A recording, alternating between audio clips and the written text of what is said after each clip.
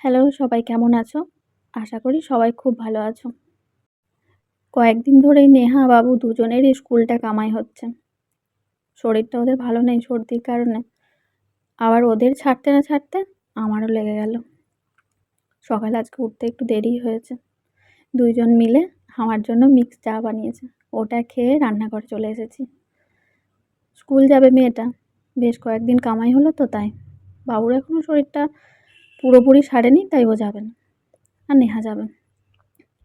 আজকে এই গাঁদাল পাতার বড়া বানাবো। আর প্রেসার কুকারে একটু পেঁপে সিদ্ধ, আলু সিদ্ধ দিয়েছি। আর চালের সাথে মুসুর ডালও দিয়ে দিয়েছি। সকালে এই খাইয়ে ওদেরকে মানে নেহাকে স্কুল পাঠাবো। আর আমরাও বাড়িতে সবাই এটাই খেয়ে নেবো আজকে। দুপুরে যাও কিছু একটা বানিয়ে নেব। এই বর্ষা তো হচ্ছেই, সাথে যেন ভ্যাপসানি গরমটাও যাচ্ছে না। এই জন্যই সবার ঠান্ডা গরম লেগে যাচ্ছে। আচ্ছা, সবাই ভালো থেকো, সুস্থ থেকো। আবার পরের ভিডিওতে দেখা হবে, গল্প হবে।